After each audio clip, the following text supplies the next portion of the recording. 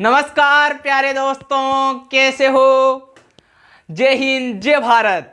दोस्तों, आज की इस क्लास में फिर मैं आप सभी का हार्दिक स्वागत और अभिनंदन करता हूं। दोस्तों, आज हम डिस्कस करेंगे मैथमेटिक्स। हमारे चल रहा है सांतत्य और अवकलनीयता। उसके हमने एग्जाम्पल्स देख लिए थे और उस पर आधारित एक दो एग्जाम्पल आप निकाल लेना। इसका एक वेरी इंपॉर्टेंट एग्जाम्पल क्रमांक 11 है और ये थोड़ा अच्छा क्वेश्चन है दोस्तों, इसलिए मैंने आपको इसको बोर्ड पर कराया है। तो आप वीडियो को ज़्यादा से ज़्यादा शेयर करिए इसको अपने दोस्तों को के पास और लाइक करिए। चैनल पर नए हो और समझ में आ रहा है तो आप सब्सक्राइब जरूर करना मेरे दोस्तों। तो देखिए, मैं आपको एक शायरी बोलता हूँ पहले। रख हौसला वो मंजर भी आएगा, रख हौसला वो मंजर भी आएगा, प्यासे के पास चलकर समंदर भी आएगा, प्यासे के पास चलकर समंदर भी आएगा। थक्कर ना बैठिए मंजिल के मुसाफिर, थक्कर ना बैठिए मंजिल के मुसाफिर, मंजिल भी मिलेगी और मिलने का मजा भी आएगा, मंजिल भी मिलेगी और मिलने का मजा भी आएगा। तो स्टार्ट करते हैं आज की हमारी इस क्लास को। एग्जाम्पल क्रमांक 11 है हमारे पास।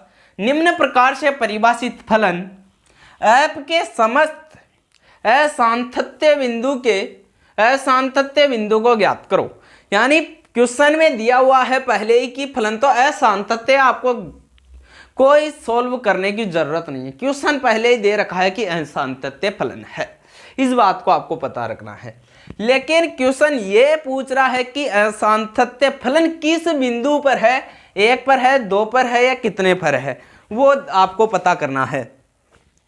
तो फलन एफ ऑफ एक्स दिया हुआ है, यहां पर 1 है क्वेश्चन में।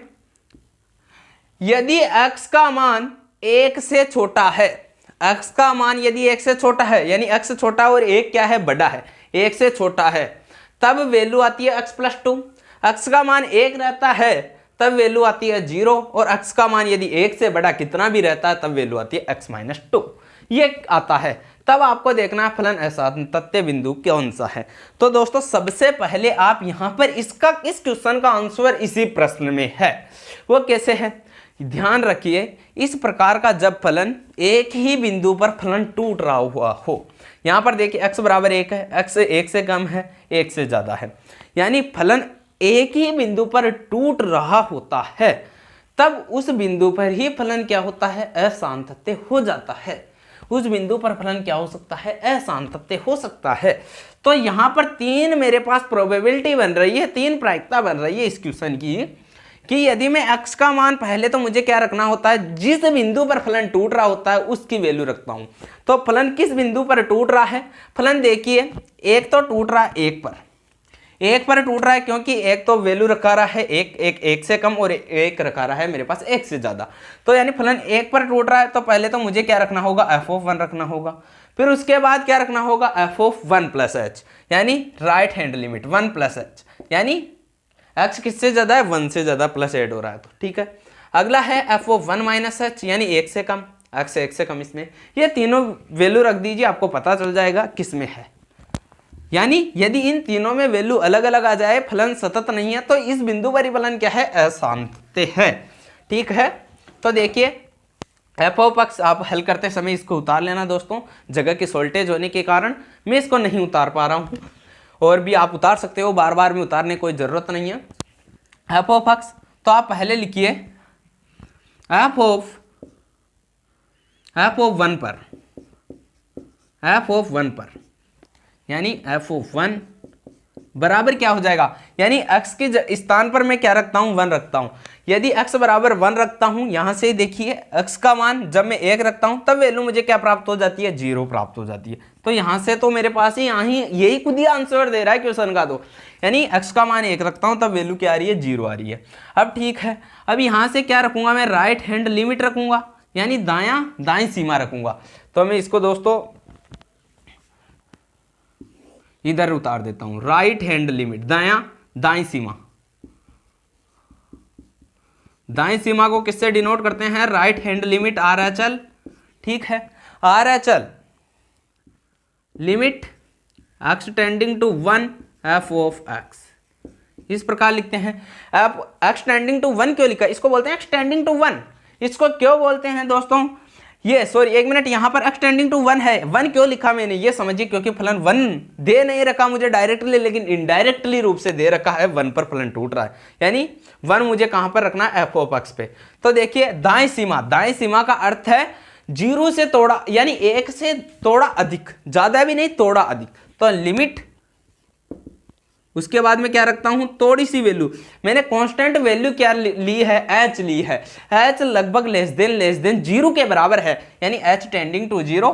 अब यहां से 1 प्लस h, तो यानी 1 प्लस h किससे ज्यादा है, 1 से ज्यादा है। तो 1 प्लस h 1 से ज्यादा है, टेंडिंग टू 1। ये 1 प्लस h यानी थोड़ा भी अधिक होगा, यदि 0.1 भी तो वो 1 से अधिक होगा, तो ये वैल्यू आ जाएगी। तो x के स्थान पर मैं क्या लिख सकता हूं, 1 plus h, 1 plus h minus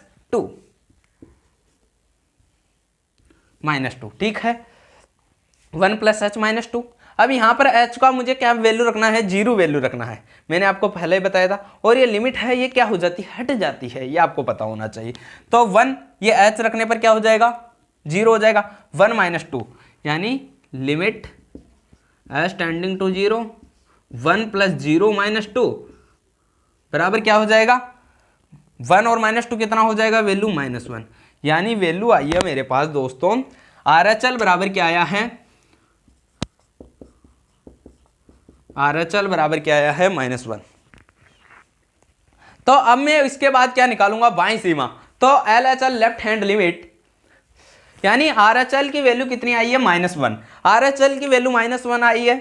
अब इसके बाद बाईं सीमा देखिए, बाईं सीमा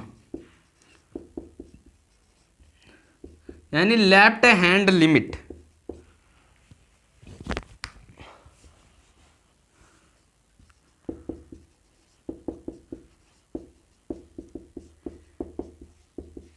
लेफ्ट हैंड लिमिट को क्या लिखते हैं, limit x tending to 0, sorry एक मिनट लिखते हैं पहले, लिमिट x टेंडिंग टू 1। या इसको दोस्तों आप डायरेक्ट इस प्रकार भी लिख सकते हो, limit x tending to 1 minus भी लिख सकते हैं, यानी 1 से थोड़ा कम, और इसको लिख सकते हैं 1 प्लस। ठीक है, आपको पता है, मैंने बता दिया है, f ऑफ x। तो लिमिट, उसके बाद क्या लिखते हैं, h टेंडिंग टू 0। अब 1 से थोड़ा कम, यानी x का मान 1 से कम है। देखिए x का मान 1 से कम यहां पर है, तो x की वैल्यू रख सकता हूं मैं कितनी, 1 minus h plus 2, 1 minus h, x के स्थान पर 1 माइनस h प्लस 2।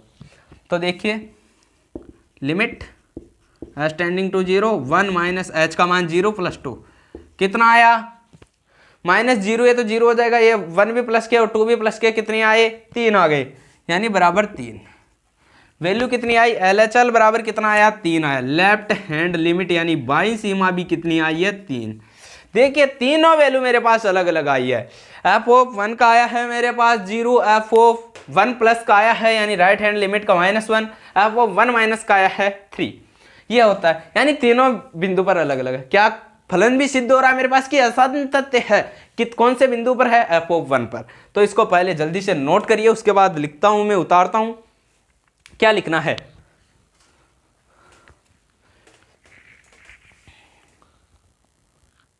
तो यहां से मैं डायरेक्टली लिख सकता हूं दोस्तों, इसने को आपने उतार लिया होगा दोस्तों, अच्छी प्रकार से आपके समझ में आया होगा, मैं ये आशा करता हूं। तो यहां पर क्या लिख सकता हूं मैं, अतः फलन x बराबर 1 पर असांतत्य है। अतः सॉरी क्वेश्चन बोल रहा, वो लिखिए, अतः असांतत्य बिंदु। अब दोस्तों आप सोच रहे होंगे कि RHL बराबर LHL बराबर निश्चित मान नहीं है, वो नहीं लिखना, क्योंकि ये तो पहले ही दे रखा कि असांतत्य, अतः असांतत्य बिंदु बराबर 1 है।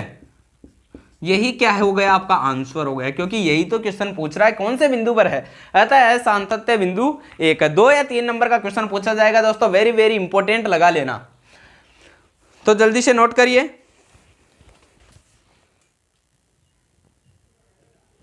अगला क्वेश्चन है दोस्तों मेरे पास, एग्जाम्पल क्रमांक 13, निम्नलिखित फलनों के सातत्य पर विचार कीजिए। f ऑफ x, यदि x का मान में 0 से बड़ा या 0 भी रखता हूं, यहां देखिए बराबर का साइन भी लग रहा है, तब वैल्यू आती है x। x का मान यदि मैं 0 से कम रखता हूं तब आता है x स्क्वायर। तो क्या फलन x पर सतत है, फलन सतत है क्या, वो पूछ रहा है। तो बिंदु नहीं दिया हुआ है ऊपर की x बराबर 0 या 1 2 पर है, वो आपको इनडायरेक्टली रूप में दिया हुआ है। कैसे दिया हुआ है, देखिए फलन 0 पर टूट रहा है, यानी एक तो 0 से कम है वैल्यू x की, और एक वैल्यू x की 0 से भी ज़्यादा है और 0 के बराबर भी है, यानी फलन 0 के अलग अलग मान है, तब भी आपको वैल्यू निकालनी है। तो फलन क्या 0 पर सतत है या नहीं है, तो फलन टूट रहा, आपको बस इतना पता रख लीजिए। यदि आपको इतना पता करने आ गया तो आप क्वेश्चन को आराम से हल कर सकते हो। तो यहाँ लिखिए एफ ऑफ 0 पर, सबसे पहले लिखिए एफ ऑफ 0 पर, यानी जब आप वैल्यू रखते हो एफ ऑफ 0, आप x के स्थान पर मान लीजिए यदि आप 0 रखते हो, यानी ये तो 0 से क्या है, x छोटा है, यहाँ 0 से बड़ा भी है देखिए, और 0 के बराबर भी है, ये बराबर का साइन भी लग रहा है यहाँ पर, ठीक है।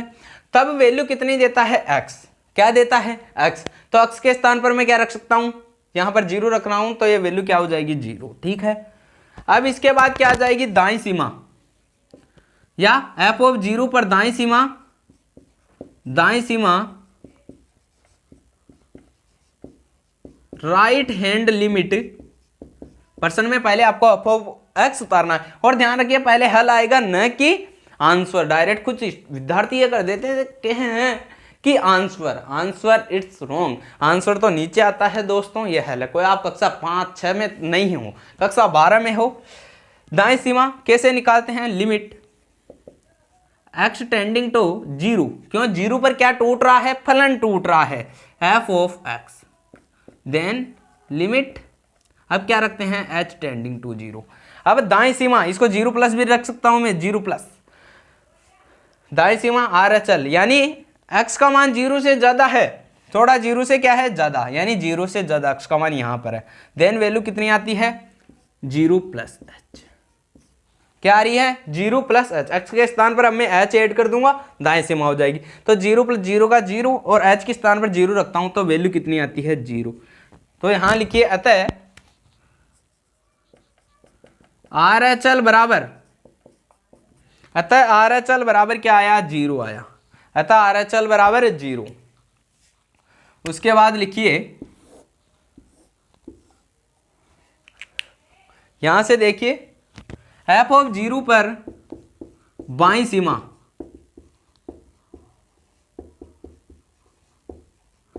सीमा क्या होती है, लेफ्ट हैंड लिमिट LHL, यानी limit x tending to 0 minus, ऋणात्मक है माइनस, यानी 0 से थोड़ा कम हो जाएगा, f of x limit h tending to 0। अब देखिए 0 से कम है x का मान और 0 बड़ा है, तो यहाँ 0 बड़ा है, जिधर मुंह खुला हुआ रहता है वो बड़ा होता है, यहाँ पर देखिए मुंह खुला हुआ है यानी x बड़ा है 0 से, यहाँ 0 बड़ा है, तो x का मान 0 से कम है, तो x स्क्वायर, यानी x स्क्वायर कितना हो जाएगा 0 माइनस h का होल स्क्वायर, 0 माइनस h का होल स्क्वायर।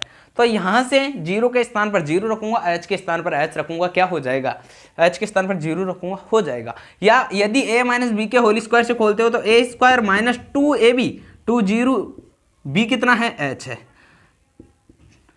और plus b square plus h square, ये 0 से मल्टीप्लाई होने पर 0, h के स्थान पर 0 रखने पर 0, देन पूरा ही मैटर क्या आ गया मेरे पास 0